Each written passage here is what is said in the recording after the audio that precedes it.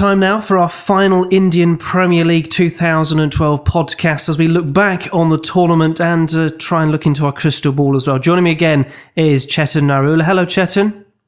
Hi, John. Now let's start with the final one, of course, by Kolkata Knight Riders. What a good game. Always good to see a good game in the final, of course. The result was in the balance right up until when the winning runs were hit. And new winners, of course, in the Kolkata Knight Riders team led by Gautam Gambhir. Give us your view on the final. Well, I think it was a characteristic of what we have seen in this particular tournament. We have seen so many last over finishes. We've seen around 10 or 11 last ball finishes, and it's been very intensely fought season, a very close season right up until the last week. The league stage was not decided until the second last day. We didn't know who the four teams in the playoffs were. Once the playoffs happened, Delhi Daredevils were swept aside, and Chennai Super Kings, who were nowhere in the league stage, they came forth in the final. So a bit of a topsy-turvy season, very intensely fought, well fought out competition, very close. And I think it was fully deserved how the tournament ended. It was a final deserving of this particular season that a team scores 190. Usually you score 190 and you're rest assured that you're going to win. But that was not the case. Kolkata Knight Riders chased down that particular total, and they did it in the last over with 2 balls to spare. So all in all, a final which is a final totally deserved by this particular tournament. And do you think that Kolkata Knight Riders can go on and really build from this tournament's success, perhaps establishing themselves as perennial challengers like sort of teams like Chennai Super Kings to make an example of them? Well, I'm not sure if I can say that with total confidence, but what I can say is that there has been a gradual shift in the sense that Chennai Super King, they didn't qualify for the finals. They did make it to the finals, but they were very close to being knocked out. I mean, in the league stage, when we see that Chennai Super King, likes of Chennai Super Kings and Mumbai Indians and Royal Challengers Bangalore, they have struggled a bit this season, unlike the previous seasons when they would be the teams who would be in the top 4. This year, Super Kings were very nearly knocked out, so it could have been any of the other teams. It was just a stroke of luck that they were in the playoffs. Obviously, from then onwards, they did very well to reach the finals and almost won it.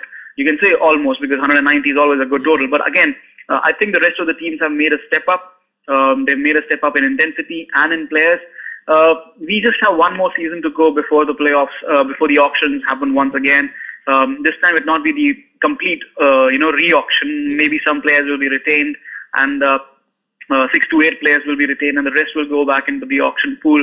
So yes, probably the nucleus of the sides will be retained again by all the teams this time, not just by 2 teams.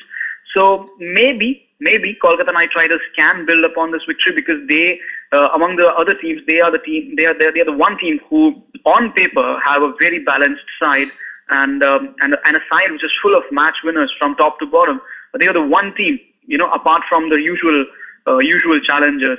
And they have, and it all worked out well, and they have won the IPL now. So maybe they might be able to, but again, T20 is very, very unpredictable, and you cannot say for surety. But if there is a team that might be able to do that, I think it might be Kolkata Knight Riders. Okay, just thinking about the tournament as a whole, what would you pick out as your highlights, your sort of great moments that you sort of watched?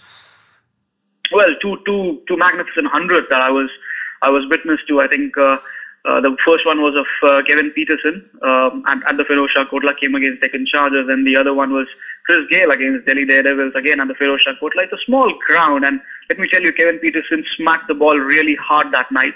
But he was totally outdone by Chris Gayle. I mean, Chris Gayle, he's a complete phenomenon, and there is, I mean, both of the batsmen have their certain quality, certain way they play, certain way they bowl. But to do what they both did that day, and the way things progressed for both of them, going on to score those magnificent hundreds, big power hitting. I think for me personally were the 2 highlights of the tournament. But otherwise, there have been other highlights as well. Dale Steyn has bowled magnificently well. We have Sunil Narine, who has once again shown that spin is not lost art, and you can have a bowling attack around your prime spin bowler. And of course, you have Virendra Sehwag, David Warner. They gave Delhi magnificent starts. For Rajasthan Royals, Ajinkya Rahane came to the fore, so I think his batting was a bit of a highlight for us. I think elsewhere, I would say Mumbai Indians.